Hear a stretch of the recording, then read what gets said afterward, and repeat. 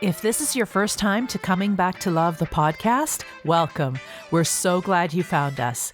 If you're a regular listener, welcome back. Either way, you're not here by accident. I'm your host, Karen Walker Cohn, a wife, a mom, entrepreneur, friend, and dreamer who is ready to step into more of who I am created to be. I am committed to personal transformation for global impact. Now, this podcast may be very different from others. Our guests don't come with a topic or agenda. They come open and ready to receive and deliver the message that's meant for you. You will also notice our podcast is not overly produced. This is on purpose. Our hope is we will inspire you to step into who you're created to be, regardless of how it may look. Take inspired action on that book, business, relationship, and yes, podcast, or whatever it is on your heart. In my experience, my mess usually ends up being my message. I encourage you to approach our time today with a beginner's mindset and with openness to receive what is meant for you. In this episode, I'm speaking with Bradley and Joanie Rapier. I've followed this fun and vibrant couple for almost 3 decades.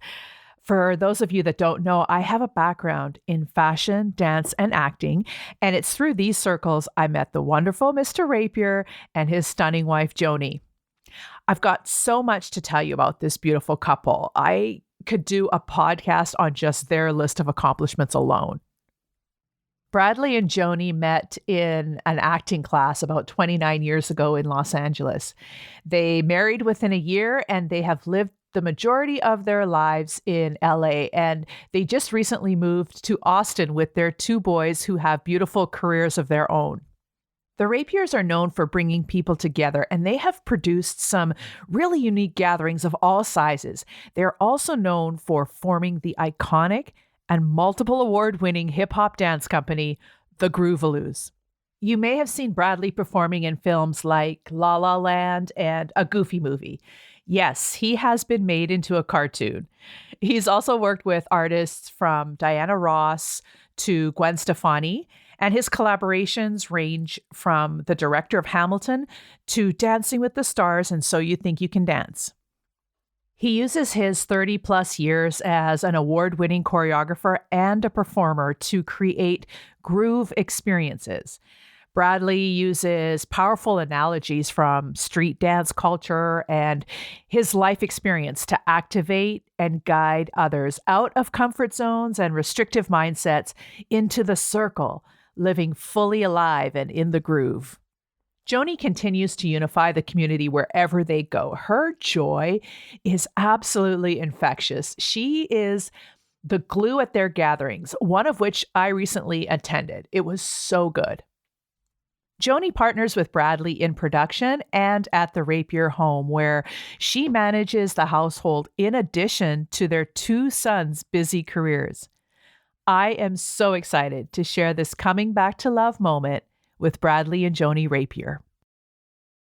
I look at you guys. I just can't help it. And then sometimes I remember, and I have 3 screens. So this is one camera here, one camera there. So I'm like, I just rather look at you guys, and it's okay. My husband does that too. See that little green light? That's what you look at. Yeah, okay. Yeah. You gotta figure out a way to put the green light where the face is. Exactly. And I think there's ways to do that, but there's this new app where they makes your eyes. Yeah, I don't know how, like you do the whole thing like this, and then your eyes get shifted over like it's I saw that too, because sometimes when you're reading scripts and that, and you're like, you can see your eyes moving on the script. You guys, thank you so much. I felt like I just in my heart, because I've had the privilege of interviewing Bradley before. And this time I was like, no, we're having them both. We need Bradley and Joanie together. And and who knows why, but we're about to find out. So I would love if you guys would just take a moment. And this is how we started out, with a question. And then we'll see where we go from there. Okay. And it helps me to center too and take a few deep breaths before we start. When you guys hear the title of this podcast, Coming Back to Love, Inspiring Stories on Shifting Perspectives, what experience from your life as a couple comes to mind? You guys got the biggest smiles on your face. And you're both in sync. I know it. I would say, what's been amazing in our marriage, our relationship is, we're both the youngest in our families. We both are pretty spontaneous. We're different in our makeup and how we are wired, but we're a similar adventure spirit. And if we walk together in our marriage, with a lot of adventure, a lot of willingness to step out and do things. I think about this, what you said, and how, when you get married, you become one flesh, or that starts to happen. That's that invisible, miraculous process. And in the practical steps of it, just walking with Joanie and seeing how not just our love deepens and how we support each other and those things that are great to have, but just really seeing how we are so different, but we are one, coming back to that one love in a sense of, wow, this process of really becoming one with the individualness within that mix, how we're of one accord on more and more aware of the unity we have, aware of the desire to have, stronger leadership, parents, our own marriage, the excitement for things together. We both are still excited about things that we're developing, but there's this bond that I think of coming back to that, and just remember that's our base, that's our foundation. So that's kind of what comes to me. Can you remind me, what was the second part of it? Yeah, it was, what experience from your life comes to mind? Well, for me, good experience. Like what experience? Yeah.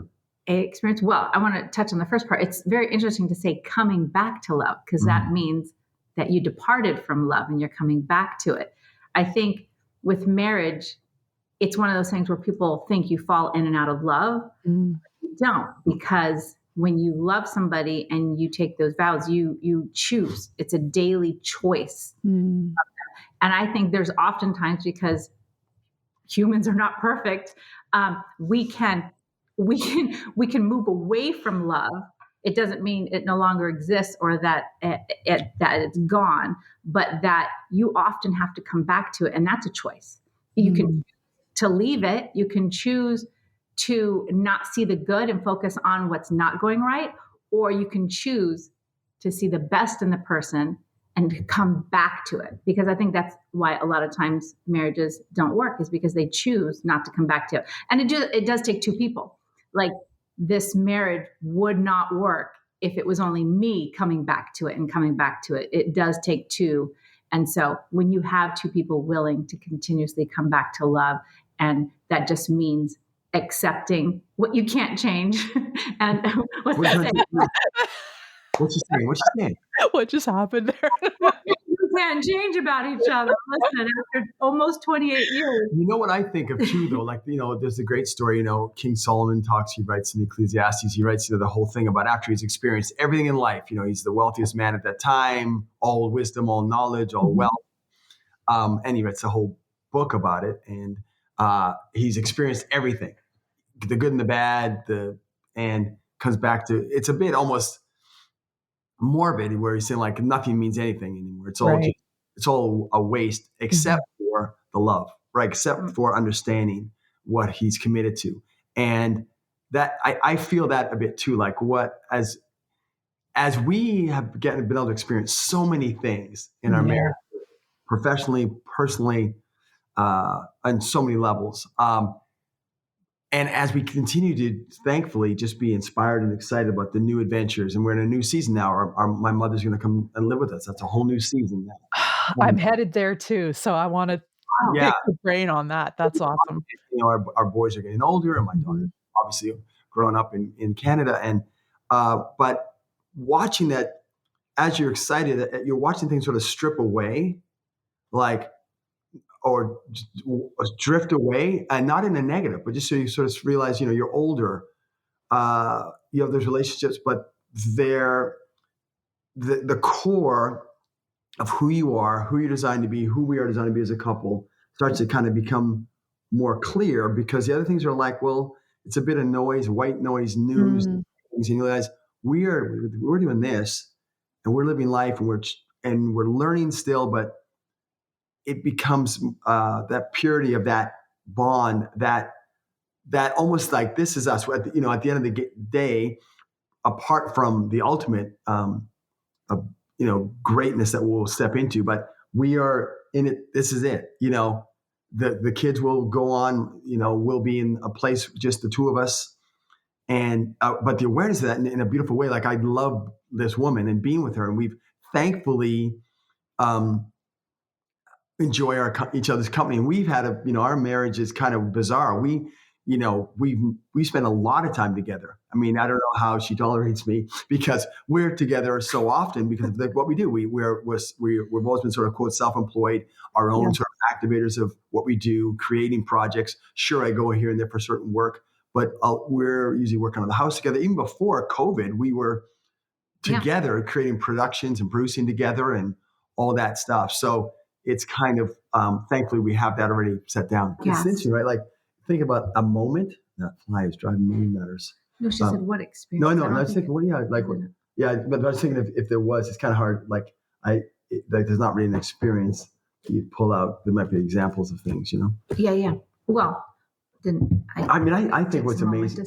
I think what you brought up is what, the way you've been handling how our, trend. Oh, she's going back. Oh, goodness. So, okay. I know we were talking about you guys as a couple, and choosing to come back to love. You know what? I was saying that about how things sort of fall away over time, in a sense. Yeah. You start to become aware of, at least the way I'm seeing it, is just as I'm maturing, I guess, or stepping in new seasons, more awareness, all the things we have, the individual growth, and as a marriage, sort of being aware of, I guess, that invisible and real sort of stripping away of things that are wonderful and maybe good, but they're kind of not as important, and seeing the core of what's valuable and how valuable this is, and how beautiful it is, and how wonderful it is, and how powerful it is, and and all those things. Yeah. That's awesome. I mean, oh Lord. So I have something that I want to ask now, because I've known you guys a long time. I mean, Bradley, I think I was 18 or something when I met you, 17 or 18. It's like we've known each other a long time. And Joanie, if you're open to it, what's really interesting to me is that I have never seen you so much in front as I have seen you, like, I would say in the last, I don't know, is it maybe 2 to 5 years, somewhere in there? Like, it was a long time before I actually met you, but I'm also noticing, and I don't know if it's just me or not, but I'm also noticing how I think I've seen you in the last 5 years, how you've become more and more and more of who you've been created to be. Yes. Like, you're shining so brightly, and it just keeps getting brighter and brighter.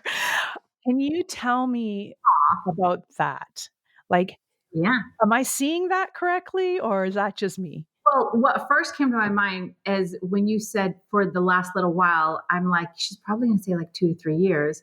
And then you said 2 to 5. And I'm like, yeah, that makes sense. So yes, I mean, there's actually there was a very clear changing point in my life, which was, I have always been that person, like even from back in high school. I was always a little bit of a ham, like this guy. We're both the youngest, ham. But over time, I lost my confidence, and it had to do with my self-image. I did not have self-image after having kids. I had gained weight, and I didn't like the way I looked or felt, and so therefore I like to hide. So a lot of women, we do that. So I really did lose my confidence for quite a bit of time. I wasn't in any place mentally or physically to take that role that I really felt like was God given. So I did for a number of years. And it was in 2019 that I finally found something that worked for me, and I lost 45 pounds. And when I lost that weight, I felt like I found myself again. I found that confidence because I was okay with shining. I was okay with being in front of the camera. Right. So it really, I mean, not everybody is like that. Some people can be absolutely fine. That's not where they put their, I don't want to say just worth. Like, that's not where I put my worth. But for me, it took that journey of mine to get my confidence back. And then once I had that confidence, I just was surrounding myself with people who lifted me up. I think the people you surround yourself with. And I mean, he's always been my biggest cheerleader. Yeah. Always, even through all of that, it was never him that was like, oh, honey, you really should, hide. No, never. He's always been my biggest cheerleader. And I got more cheerleaders along the way. And I just had a season of time where I really felt empowered. I was being lifted up. And so that really gave me confidence to explore the different ways God wants me to express myself and how I can give back to the world. And so that's where that's come from. And I'm still, figuring it out like you are. Congrats with starting the new podcast. There's always something new around the corner, right? Especially when you are looking to seek what God has next for us. Because it's never like, this is what it is. And now I'm retiring and now I'm going to go cruise for the next few years. I don't know. I know a few people like that, but that's never been our journey, either individually or as a family. It's always like, okay, God, what do you have next? And it's exciting.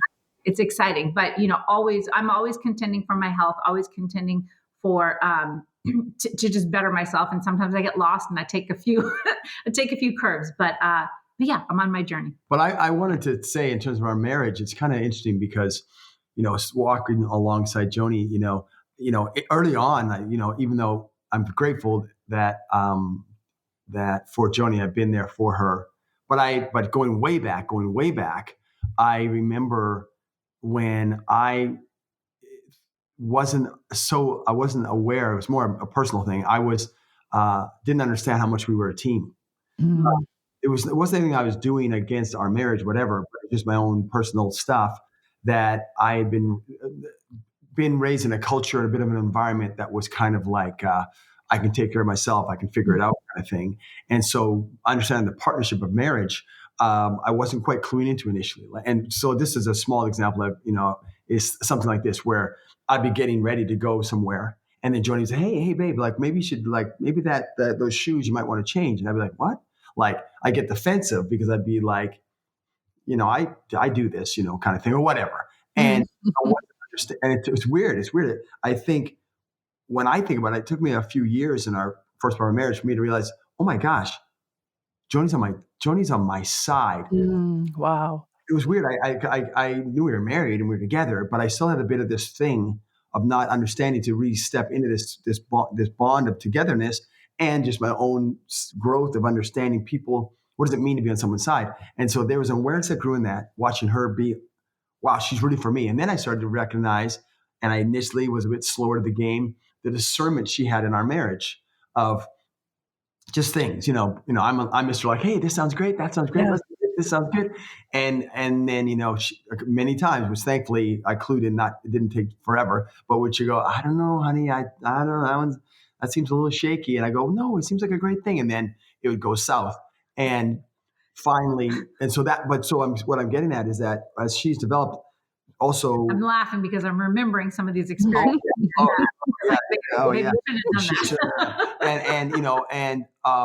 And then sort of, so the bond, sort of getting to see that. But then what I'd love to see, like, there was a season just before we got to Austin, where we are now, and we were working through some different groups, and we had a few years before that produced this huge fundraiser, and that she produced, that I was a part of. I directed it, but she did the heavy. I hired you. She hired and in Beverly Hills, and it was a massive fundraiser and beautiful, beautiful thing. But point is, her skills at doing that, at being that part of her life where she can galvanize and coordinate, and then I can come in with the creativity and whatever. But it was in that moment. I remember we got really encouraged by some friends that you guys got to just become that now. You guys are a producing team. Like, just start going out there and produce for everybody. But she said, I don't want to do that unless I care about the project, which in hindsight, and I just, yeah, okay, sounds good, and you missed out on doing that and this. Well, we did other things. But she was understanding who she was. I was seeing the skill. And then going back to what I mentioned a second ago, we were doing a certain relationship with a company that I was doing a lot of work for. And they brought her in, but they weren't fully recognizing her as who she was. Now, she wasn't quite as confident enough to speak to them on who she was. She was figuring that out. But it was difficult in some parts, because I was having them knowing they weren't seeing her fully and putting her in roles that weren't fully for her. They were honoring her how they could, but it was a mixed match. Mm-hmm. But it was beautiful, to be honest, because going through that, there were some tough times in that, coming through that to where we are now, I saw another level of Joanie kind of going, no, I know more who I am. I know more what I'm about. And that season, I think, added to that, in the sense that awakening, where now I'm watching Joanie. Yeah, she's like tied to that other thing she shared. Is just no, and now also the role of our marriage. Like, I think whether it's been intentional, it just has happened where I just desire it more. Like, honey, what do you think? Like, what's the discernment you have here? Wow.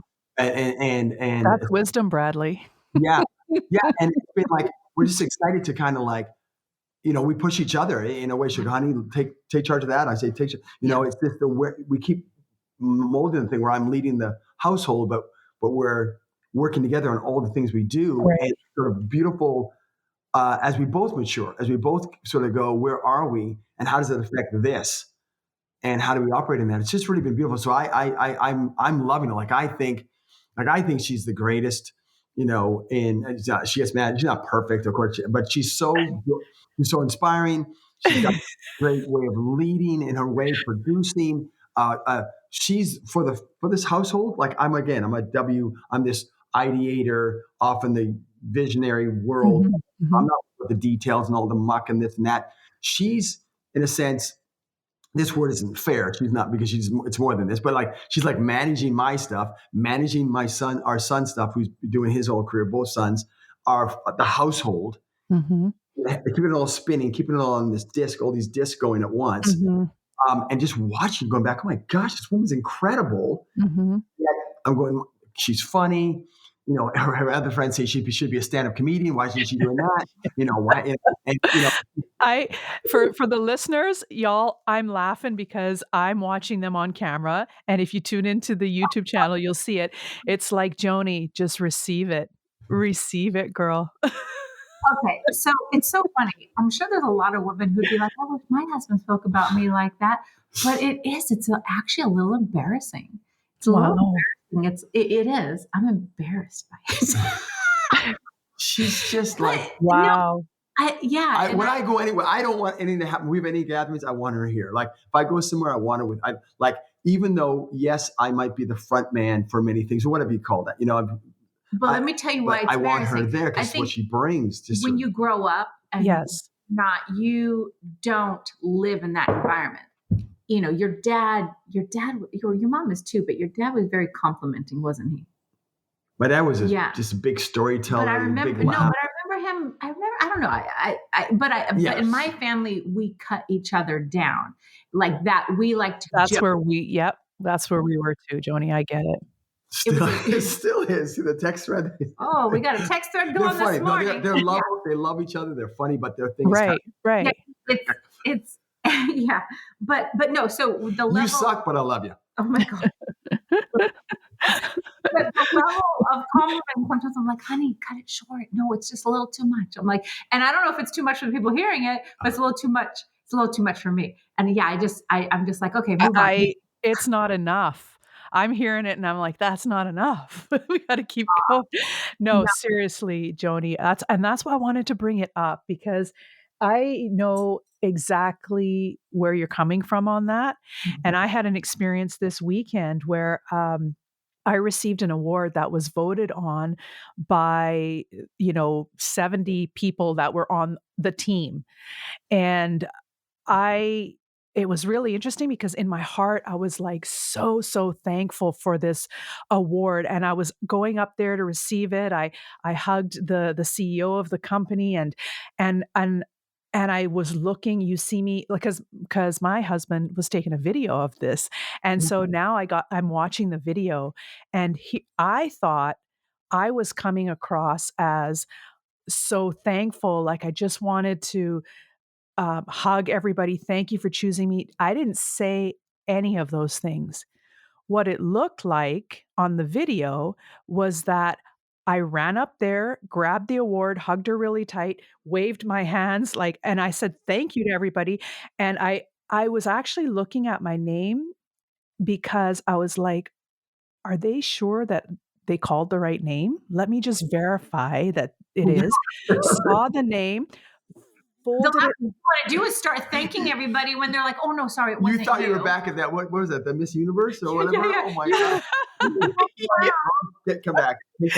I folded that certificate and not folded it, like creased it, but folded it together and ran back to my seat as fast as I could. Oh wow. You're like, And it was really interesting to see that video going. And I remember there was a guy at the side as I was walking back. He looked up at me and he's like, just receive it, Karen.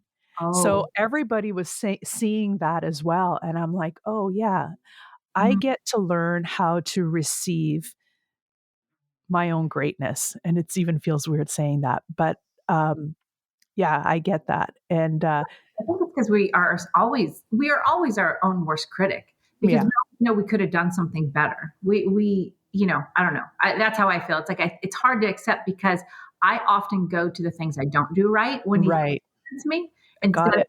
going, oh wow, I'm doing all these things great. I often go to the things, oh yeah, but I didn't do this or I Yeah. didn't. Yeah. I mean, I will say, I mean, in perspective of it all, like when it also is a reminder, the greatness, whatever we get to release is from a glimpse of greatness larger than ourselves. And that Yeah. awareness the greatness is something we get to show people as a reflection of something greater. Wow. And I think it's important to not lose sight of that it's not necessarily our greatness. Well, I mean, I don't mean to take away from those. It's semantics a little bit, but Mhm. point being, like, the awareness you get more as you live. I think that you go, man, like I think what where we're at. There's no way that there's no way that this happened. That I did this. You know what I mean? There's no way, and the whole lining up of all the miracles that have come together, whether I've worked hard in areas or struggled or all those challenges, just the what's happened is beyond me. And so, as people do give, you do want to receive. I think as uh, almost taken and go like, oh, this is I'm being shown that the love that there is for me. I'm being shown that there's value in who I am Mhm. from something greater than me, not just these Yeah. people. Keep us in perspective so it doesn't get kind of out of hand where you do think, oh wow, I'm great, because it's kind of like the great things we do are part of a larger picture. I think Yeah. but Yeah. Oh, yeah. Absolutely. in that way. But I'm just saying, if you do that, you can Yeah. receive it as a Yeah. way of saying, "Oh, thank you. I'm great Yeah. that I've got." But if you don't know how to take it that way, it's almost pressure. You're going, "Stop saying I'm great because I'm not great." But if you can take it as, "Oh, they're recognizing greatness in me that I'm reflecting," That's right. that way you Yeah. can take it. I think. Yeah. It's a beingness. Yeah. Y'all, the Amazon guys here. There you go. Hey, yeah. Or is working on or the lawn guy or something because my dogs are going nuts. But y'all, I appreciate you both here. Look at me in Texas. Have you guys started saying y'all yet? Yeah. Oh, Oh, yeah. I don't. Yeah, I I am. know. I've She's embraced it. I love it. Oh, that's funny. So, for the listeners, I have actually 8 years ago today, I stepped foot into San Antonio Airport, and that's actually where I met my husband. So, it's really neat. And then you guys have been now in Austin for what is it, almost Two, two, two three years, years? 4 months. Yeah. 2.5 months. Wow. And so it's been a couple years for me, but yeah, I'm now saying y'all. Yes, ma'am. Yes, sir. A lot of brisket. I will say, Karen, like for me, I don't know how it is exactly in San Antonio as much, but here in Austin, part of me feels like I walked back into Calgary, Alberta, where I grew up. I call, when I'm telling people about Calgary and how awesome it is, it's like, to explain it to Texans, it's like the Texas of the North. Yeah. And it's just, except a lot colder. That's exactly what I said. You don't have to deal with that too much. No. Freeze. One day of freeze. It's still not cold. It's still not cold. That's not cold. I know, y'all. I brought my plants in a couple days ago when we were getting all that rain. It was getting a little chilly. Brought my plants in, and it's like, oh. And the very next day, I'm like putting it back out in the sun. One day. Anyway, I appreciate you guys so much. Thank you for all those like wisdom nuggets, and you guys. Look up Bradley, check out the show notes. You guys are doing some amazing work. I want to touch on how that you're working together now. I'm seeing like on the groove theory. So, and on it's not the move, it's the groove. It's a lot of work that that Bradley is doing. And I love seeing glimpses of Joanie on the mic, right? Like both of you guys working together on that. It is so powerful. Well, it's great. Actually, we just did an event 2 days ago. Yeah. And by the way, thank you for coming to one of our. Oh, yes. Thank you. That was awesome. Of course. The last one we just did, actually, Sammy introduced the night. Joanie then set up the thing, and then I did the thing. But and Marcus was filming. Event, it was a full it was the Partridge Family on the road there, and it was great. But Sammy is such a spitting image of him. No script, literally just introduced Bradley, talked about what we were about to do, and just freestyled it. Threw you under the bus a little bit, to be humorous. It's amazing, and I can't wait to go to the next one. So y'all, I appreciate you being here, and thank you so much. I just love working with you guys, and your willingness to just go, yeah, let's hop on and go through all the power outages and the dogs barking and everything like that. Why not? Thank you guys so much. I appreciate you. Awesome, Karen. Thank you. Great to talk to you and see you again. Yes. Good to see you guys too. Thank you so much for listening to today's episode of Coming Back to Love, the podcast. If you enjoyed what you heard, please make sure to click the link in the description to take you to the full video episode on our YouTube channel. If you absolutely love what we're about, please follow us on Apple Podcasts and Spotify and leave us a review. For more inspiration and resources, visit my website at theklwprojectgroup.com, where you'll find all the ways you can connect with me. I would love to hear your suggestions for topics, questions, and future guests you'd like to hear from to support your coming back to love journey. In the meantime, have an inspiring rest of your day.